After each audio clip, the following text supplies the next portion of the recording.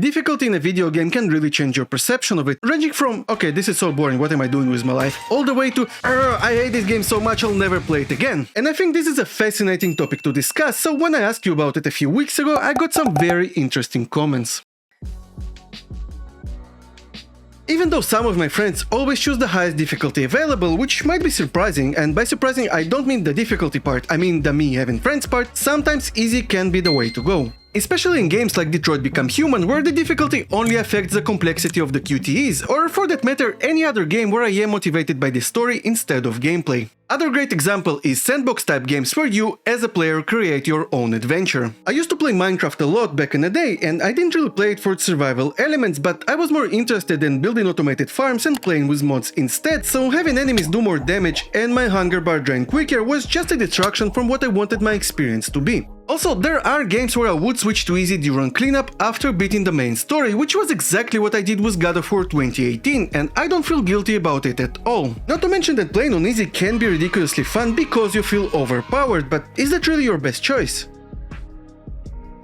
There is a consensus that choosing that normal or middle difficulty is the way the developers intended for the game to be played, and I don't necessarily disagree. Truth be told, along with 2/3 of you, in most cases I do choose that medium difficulty when I start a new game. I completed Far Cry 3 on normal, and although I rarely died, I still had fun feeling like a badass murdering everyone on sight. Like really, it was a bloodbath, but without the blood.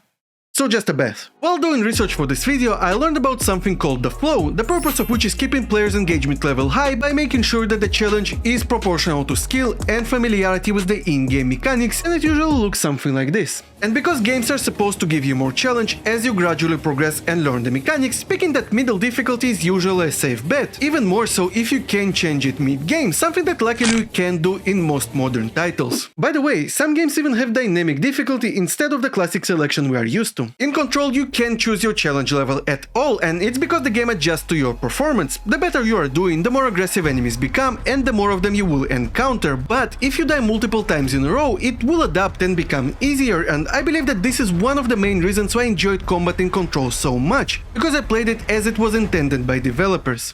But sometimes for a game to truly shine, you need to play it on hard, or hardest, or hard-ish. When there's not enough challenge and you keep getting thrown into combat scenarios time and time again, they just become boring, and depending on your skill level, even normal can feel too easy at times. Now, I'm not saying that I am a pro gamer by any means, but I did play a lot of games, and like with everything you do in life, after playing video games for a long time, you naturally become better at them. Or, you know, okay-ish.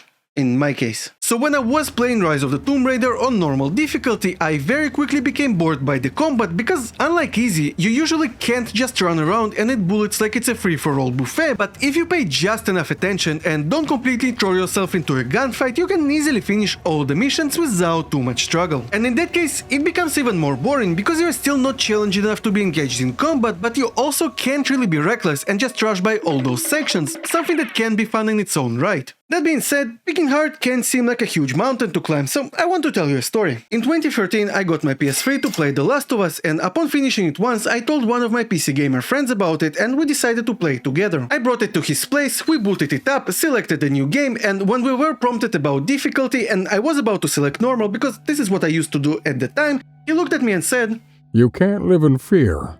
You need to believe in yourself, my friend. We will be playing this game on the hardest difficulty available." Which was Survivor at the time. Not going to lie, I wasn't thrilled at first as I never really challenged myself with a game to that extent at this point, but eventually I did go along with it. Mostly because I couldn't say no to Morgan Freeman. But as we progressed, it made me realize that playing this game on this specific difficulty turned it into a completely different experience. Suddenly I couldn't just shoot everybody in the face and go along with it because I didn't have enough bullets, and even if I did, I couldn't just waste them like that. Not to mention other in-game choices like trying to kill everyone so I would have the option to properly loot the place versus trying to sneak by to save on resources with the price of potentially missing on some goodies. And damn was it fun! On normal I never had to think about it, but here every combat situation became exciting and felt dangerous instead of, oh shit, here we go again feeling.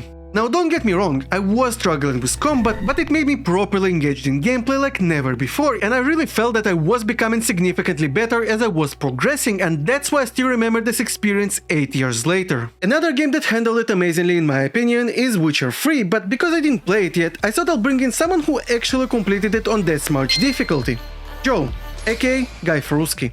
In my personal opinion, The Witcher 3 on Deathmarch is the real way to play the game. Realistically, it's only as hard as you make it. For example, if you play like an overexcited botchling, then you're most likely going to get punished for it. But if you approach the game like Geralt or Rivia, Witcher extraordinaire, it becomes much easier and much more enjoyable. Long story short, Deathmarch makes you play The Witcher 3 as a Witcher. Who would have thought? Like any high difficulty, the enemies do hit harder and have more health, but it becomes much less relevant when you do the proper research and preparation. Every enemy has a weakness.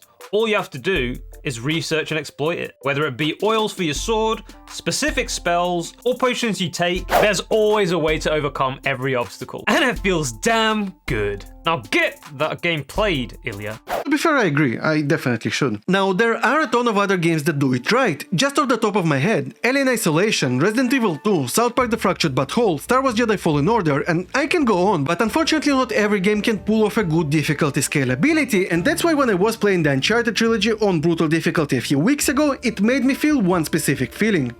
Frustration. And boredom. And anger. Okay, so more than one feeling. I might not be amazing at video games, but I have one thing going for me. I can just set checkpoints like a Q&A tester who is getting paid by the hour until I get through a section just right. I mean, I finished The Last of Us Remastered on grounded difficulty while only taking damage 3 times and barely using any bullets. For fun.